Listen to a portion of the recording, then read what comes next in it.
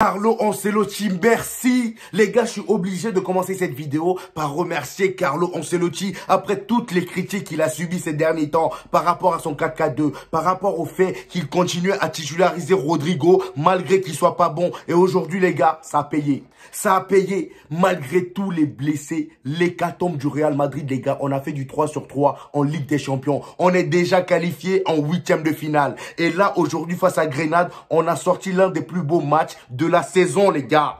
De la saison, les gars, grâce à Carlo Ancelotti. Je suis obligé, les gars.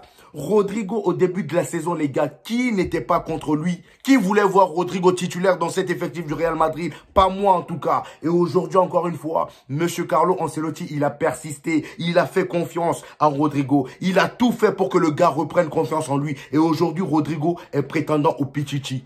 Il est prétendant au Pichichi. Ça fait 9 buts pour lui, les gars, sur la saison. Il est à 11 GA cette saison. 11 GA. En peu de temps en plus. 5 matchs, 11 GA. Qui fait mieux? Qui fait mieux?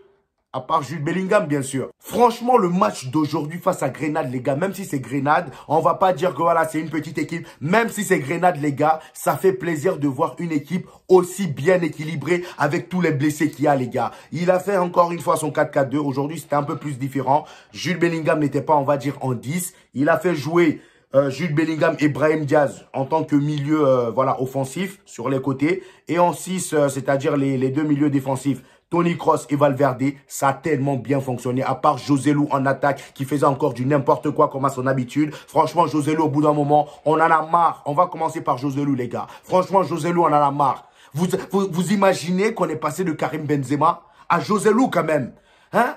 Le gars, face au but, comment ça se fait qu'on est aussi maladroit? En Espagne, t'es pas comme ça, mon frère. En Espagne, t'es pas aussi maladroit. La dernière fois, le précédent match du Real Madrid, heureusement que t'as marqué. Sinon, ton match, il était claqué. Qu'on se dise la vérité, toi-même, tu savais que ton match, il était claqué. C'est pour ça que tu t'es excusé. Au bout d'un moment, les gars, Joselu, il y en a marre. Il y en a marre. Heureusement que Rodrigo s'est transformé en vrai buteur maintenant. Avec l'absence de Vinicius, c'était compliqué. Mais là, les gars, depuis que Brahim Diaz a intégré cette équipe, Rodrigo se retrouve beaucoup mieux. Et surtout quand il joue à gauche, les gars. Rodrigo à gauche, j'ai comme l'impression... Je suis désolé hein, pour certains, parce que je pense qu'il y en a plein qui ne sont pas du même avis que moi. Pour moi, Rodrigo à gauche, c'est limite plus efficace que Vinicius. Je suis désolé de dire ça. C'est limite plus efficace que Vinicius. Et surtout avec là, Brahim Diaz, les gars. Oh là là. J'ai même peur pour Vinicius, les gars. Je sais que Vinicius, il est irremplaçable dans cette équipe, mais j'ai peur pour lui. À son retour, à part Joselu, si Joselu était bon, les gars, vous imaginez qui est-ce qu'on aurait sauté dans cette équipe? Qui est-ce qu'on aurait sauté dans cette équipe? Parce que pour moi, Brahim Diaz, il est irremplaçable. Il est irremplaçable. Donc franchement... Rodrigo, un match parfait encore une fois. Il marque son but grâce à la combativité de Brahim Diaz encore une fois. Voilà. Et on va passer sur Brahim Diaz directement. Brahim Diaz, les gars. Brahim Diaz, les gars. Le but qu'il marque. L'appel de balle. La passe décisive de Toni Kroos, les gars. Oh là là là là là là là là. Toni Kroos. C'est l'un des vétérans. Lui et son Modric, là, ils veulent pas vieillir, les gars. Ils veulent pas vieillir. C'était quoi cette passe? C'est un ovni, le mec, c'est pas possible. C'était quoi cette passe? Incroyable.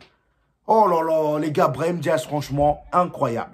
Brahim Diaz, rien à dire sur son match. Je pense que là, Carlo Ancelotti a compris ce que les fans du Real Madrid attendaient de lui. Parce que moi, en début de saison, je comprenais pas pourquoi il mettait Brahim Diaz sur le banc. Parce que je savais de quoi il était capable. J'étais le premier à être choqué. Je dis, mais pourquoi Carlo Ancelotti il continue à mettre Brahim Diaz au banc et nous mettre ce Joselu, nous faire subir ce Joselu qui a un manque de connexion avec sa tête et ses pieds. C'est un délire quand même.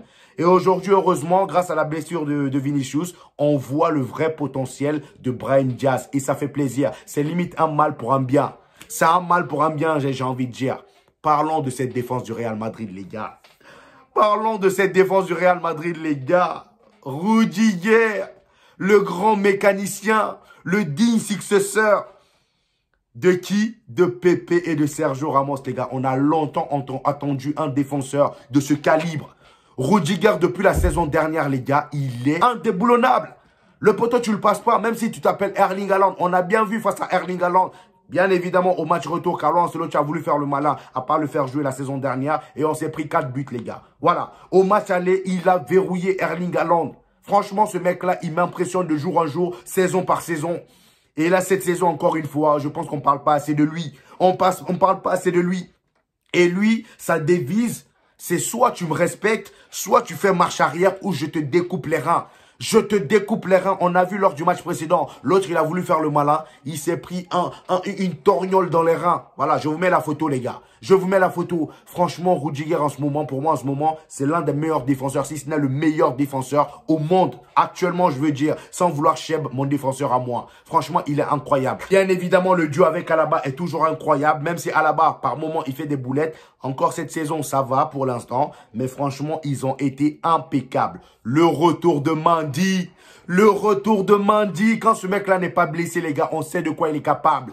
On sait de quoi il est capable, notre cher Mendy, les gars. Aujourd'hui, il a été incroyable, encore une fois. Il a été magnifique, les gars. J'ai kiffé son match à Mendy. Franchement, il a été parfait. Carvajal, j'en parle même pas. Le capitaine, quand ce mec-là, depuis qu'il a pris le brassard, les gars, je vous ai dit, j'arrêterai jamais de le dire. J'ai comme l'impression de me répéter tout le temps avec Carvajal. Depuis qu'il a pris ce brassard, les gars, ce mec-là, il a été incroyable. La responsabilité, elle est au max. La responsabilité, elle est au max. On parle de Lunin ou pas? Parce que là, au bout d'un moment, Lunin, je pense que là, ça y est, hein, Kepa. Pour moi, Kepa, c'est le bon. Hein. Kepa, c'est le bon, les gars. Au bout d'un moment, il faut respecter Lunin au bout d'un moment. Là, après ce qu'il est en train de... Qu'est-ce que vous voulez de plus? Avec ce qu'il est en train de montrer en ce moment, les gars, qu'est-ce que vous voulez de plus? Il enchaîne clean sheet sur clean sheet. Hein? Il enchaîne clean sheet sur clean sheet, même si la dernière fois, il a pris un but. C'était un but bête en plus, hein. C'était pas de sa faute. Mais Lunin, les gars, pour moi, il est titulaire indiscutable dans cette équipe. Même avec le retour de Kepa, pour moi, ce mec-là n'est pas censé reprendre le banc, les gars. Je suis désolé. Il n'est pas censé reprendre le banc. Là, en tout cas, j'espère que Carlo Ancelotti continuera à le titulariser. Mais en tout cas, cette victoire du Real Madrid fait très, très plaisir, les gars. Et j'ai envie de dire avec cette victoire, les gars, on met 7 points d'avance dans la face du FC Barcelone qui va affronter demain l'Atlético de Madrid. J'ai envie de dire, c'est pas gagné pour vous. Bonne chance à vous. En tout cas, j'espère qu'on vous tabasse bien fort. Comme ça, au moins, vous êtes bien derrière nous. Cependant, même s'ils perdent, on a le Gérone qui... Les gars, Gérone, qu'est-ce qu'on va faire de ces gens-là? Gérone, ils veulent pas perdre eux aussi. Moi, au début, je pensais que c'était une blague, mais Gérone, en fait, ils veulent pas perdre. Ils veulent plus perdre. C'est comme le Bayern Leverkusen. Ils veulent vraiment plus perdre. C'est sérieux, les gars. C'est un délire. Là, ils sont premiers. Normal. Ils sont premiers.